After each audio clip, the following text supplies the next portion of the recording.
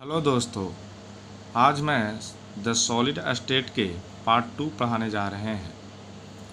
Part 1 में बताए थे कि सॉलिड क्या है, उसकी विशेषता क्या है तथा सॉलिड कितने प्रकार के होते हैं।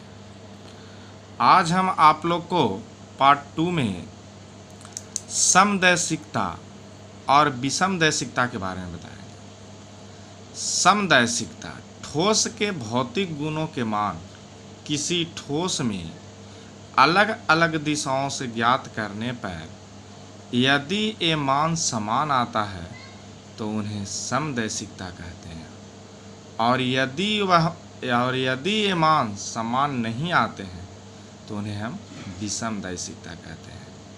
आपको प्रथम वीडियो में समदैशिकता और विषमदैशिकता के बारे में बताए थे कि समदैशिकता का जो गुण होता है वो अक्रिस्टलीय सॉलिड में होते हैं और विषमदैशिकता का गुण क्रिस्टलीय सॉलिड में होता है।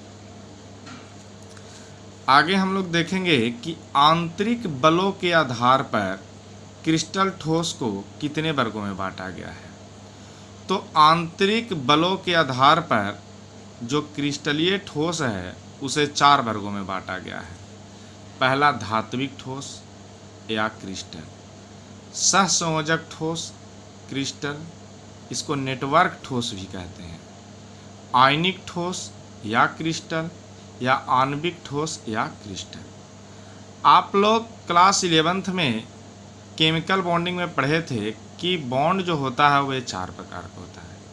एक होते हैं मेटालिक बॉन्ड, सहसंयोजक बॉन्ड, आयनिक बॉन्ड और आणविक मोलिकुलर बॉन्ड। तो मेटालिक बॉन्ड के द्वारा जो ठोस बनता है उसको धात्विक ठोस कहेंगे, कोवलेंट बॉन्ड के द्वारा बनेगा उसको सहसंयोजक ठोस या नेटवर्क ठोस कहेंगे, और आयनिक बॉन्ड के द्वारा जो बनेगा उसको आयनिक ठोस कहेंगे, और वांडर वाल्स बॉन्ड द्वारा जो बनेगा उसको हम मोलिकुलर बॉन्ड कहेंगे, यानी मोलिकुलर ठोस कहते हैं। तो हम बारी बारी से इन सभी ठोस के बारे में जानेंगे। पहला धात्विक ठोस, मेटालिक सॉलिड। मेटालिक सॉलिड क्या है? तो मेटालिक सॉलिड में इलेक्ट्रॉन जो होते हैं उस समुद्र में उनके धन आवेश वितरित रहते हैं। इस प्रकार के बॉन्ड को हम धात्विक बॉन्ड कहेंगे तथा इस प्रकार के जो ठोस होगा उसको हम धात्विक ठोस कहेंगे या मेटालिक सॉलिड कहेंगे। यानी धातु में इलेक्ट्रॉन के समुद्र में उनके धन आवेश वितरित रहते हैं।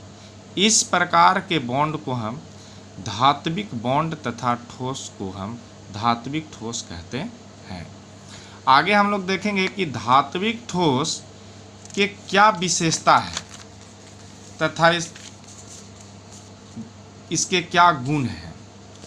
तो धात्विक ठोस के विशेषता या गुण, पहला में धात्विक ठोस जो होते हैं वे विद्युत और ऊष्मा के चालक होते हैं। इनके जो धनायन होते हैं वो इलेक्ट्रॉन रूप समुद्र में डूबे रहते हैं। इनके जो गलनांक होते हैं वे ऊंच होते हैं। धात्विक ठोस जो होते हैं वे आघात वर्धनीय तथा तन होता है। आघात वर्धनीय के बारे में आप जानते होंगे कि जिसे पीट पीट कर पतली चादर बनाया जाता है उसे आघात वर्धनीयता कहते हैं, तथा तीर का जो तार बनाया जाता है उसे तन्यता कहते हैं। तो ये दोनों गुण आपको धात्विक ठोस में मिलेगा। ऐसे सबसे ज़्यादा आघात वर्धनीय और तन्य जो धातु होता है वह सोना और चांदी होते हैं। तो धात्विक ठोस का जो एग्जाम्पल है जैसे कॉपर है, एल्युमिनियम है, लोहा है, निकेल है, Mg है इत्यादि, ये सब धात्विक ठोस आते हैं। आगे देखेंगे सहसंयोजक क्रिस्टल। यह सह कोवलेंट बॉन्ड के द्वारा बनता है, यानी वे ठोस जिनके संगठन कण माने अवयविक कण, अणु परमाणु आयन, मतलब जो अवयविक कण होते हैं अणु परमाणु आयन, उनके बीच अगर कोवलेंट बॉन्ड होता है तो उसे हम सहसंयोजक ठोस कहते हैं। आप लोग पिछले क्लास में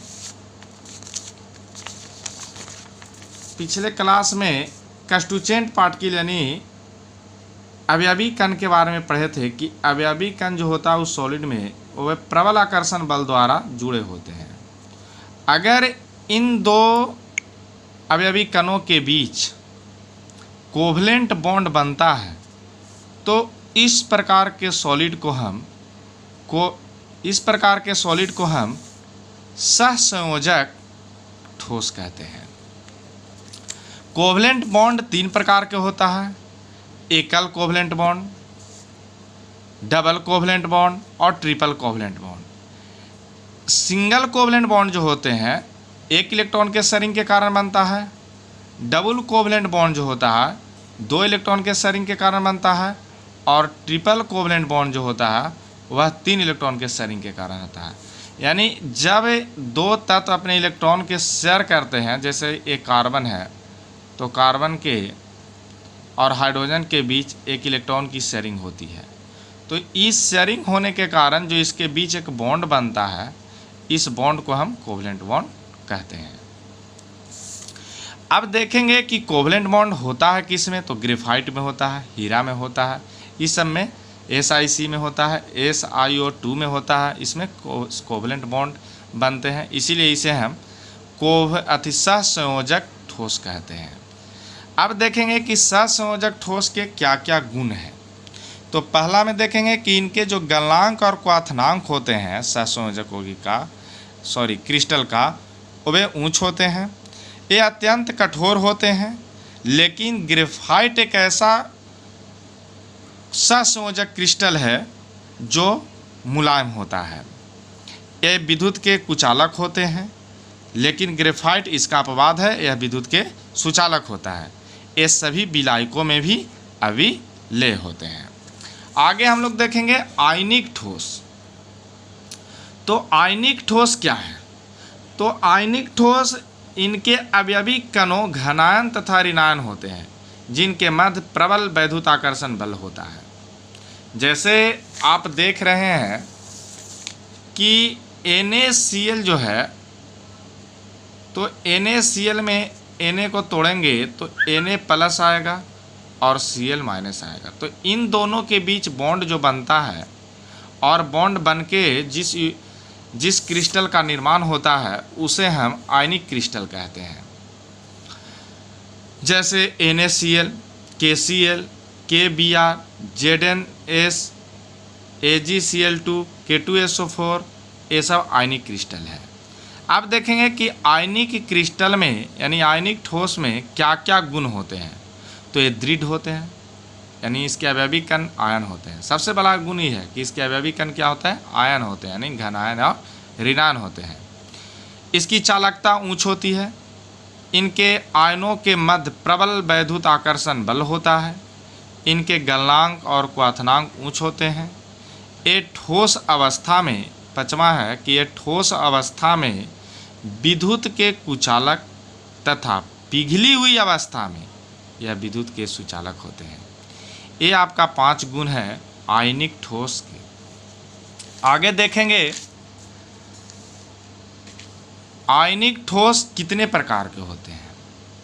तो आयनिक ठोस 3 प्रकार के होता है, एक ध्रुवीय आणविक ठोस, अध्रुवीय आणविक ठोस और हाइड्रोजन बॉन्ड आणविक ठोस।